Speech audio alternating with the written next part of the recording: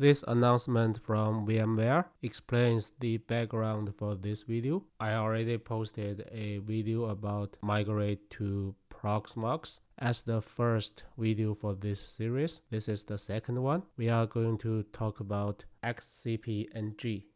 I decided to use a 1U Supermicro for this testing. It's built in 2019, not very old.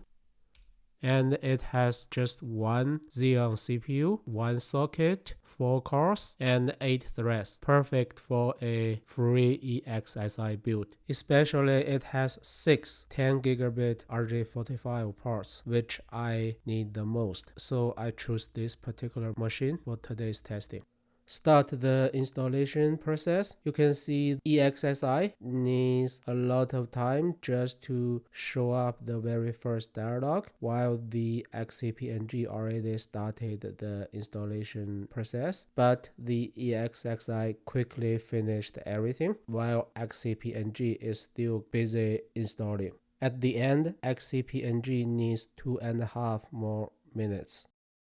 After the installation for ESXi, everything is up and running. I'm already ready to use it. But for XCP-ng, in the right side, you can see if I visit the IP address of the installed machine, it will show this page. Zen Orchestra is the management UI for XCP-ng, right? Here you have a big button telling you to quick deploy. But I don't want to go with this way because you can see what is really deploying is XOA, the virtual appliance. Basically, it's a virtual machine installed on the XCP-ng you just installed. There will be a trial period, but after that, you need to pay for it. I decided to go with the regular XO, the Zen Orchestra installation. So I have a separate virtual machine hosted on other system. It's a regular Debian 12. Based on that, I installed the Zen Orchestra service. The way to install Zen Orchestra is to build from the source. It sounds very difficult, but nowadays, if you follow the steps in this GitHub project, it's a very easy, very smooth process. Ironically, this XO instance is running on a ESXi because without the management interface for the XCP-ng, I even have no way to create a virtual machine. So I have to host the XO in a totally separate system. So once the XO is up and running, now you have everything you need. The refresh installation process for XCP-ng in fact included the XCP-ng plus XO. So the total installation process is much longer than ESXi. Right after installation in ESXi, the 6 10 gigabit network interface are all recognized, and in XCP-ng, the same situation. Very good. However, when it comes to NVMe storage, it's a different story. In ESXi, it's super easy, but in XCP-ng, it's not very straightforward. As you can see, by default, the system doesn't create the storage for my SSD NVMe automatically, so I need to manually create a storage. But the problem for XCP-ng is when you create a storage, it asks for the device name. It doesn't provide you a list to choose from, so I need to first find out what's the name for my NVMe device. So I need to go to console. Then run command list block. As you can see, the NVMe device name is NVMe0N1. Then go back to storage to create a local LVM. This is the device path and create. Okay, yep, it's done. Then let me compare the ISO file upload. In ESXi, it's very easy. The system simply treats the ISO file as a normal file, so you just upload it.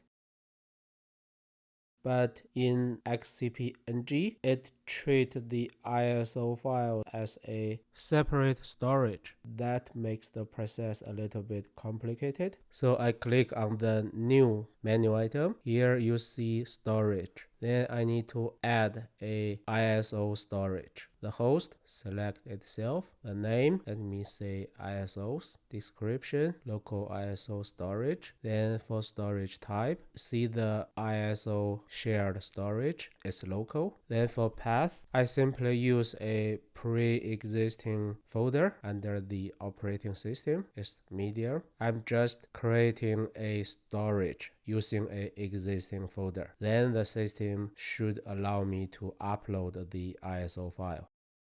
Okay, it's created. Then let me go to the import menu item. So let me choose disk. To share the storage, let me choose the one I just created, ISOs. Then I can drop the file, select the file, import.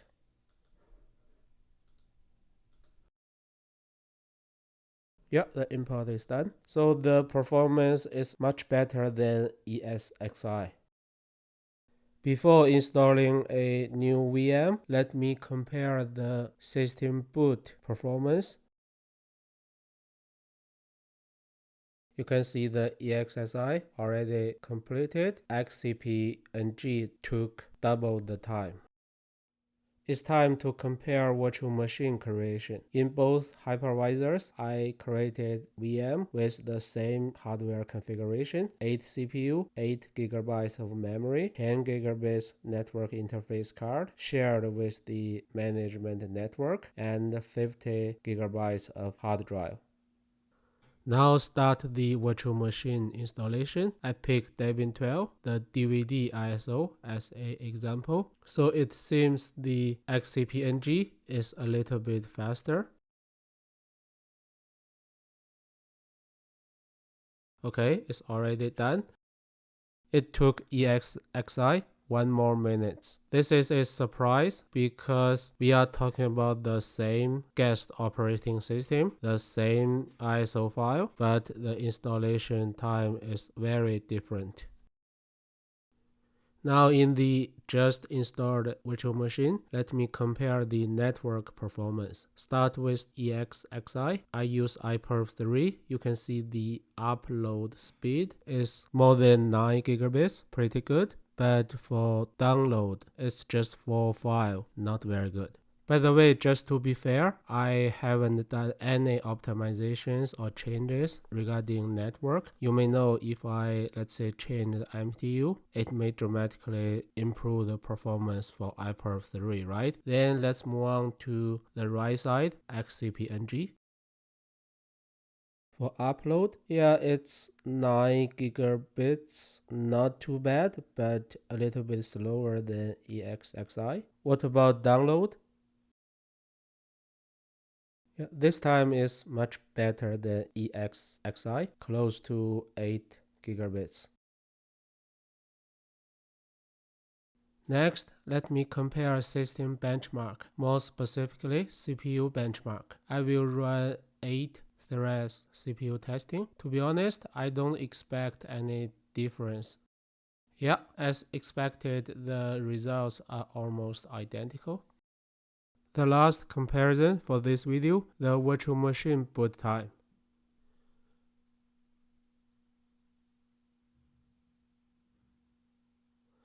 For some reason, the XCP-ng's virtual machine is stuck at the same screen for a long time. So you can see the ESXi virtual machine took more than 6 seconds faster. Okay, this is the end of the video. Let me summarize. My first impressions to XCP-ng is more on the enterprise level. It has much more features than the simple ESXi, but it has very different ways to operate. And for some of the testings, it has slower performance than ESXi, but for the other, it's faster. So it's a mixed feeling from my side as a former ESXi user.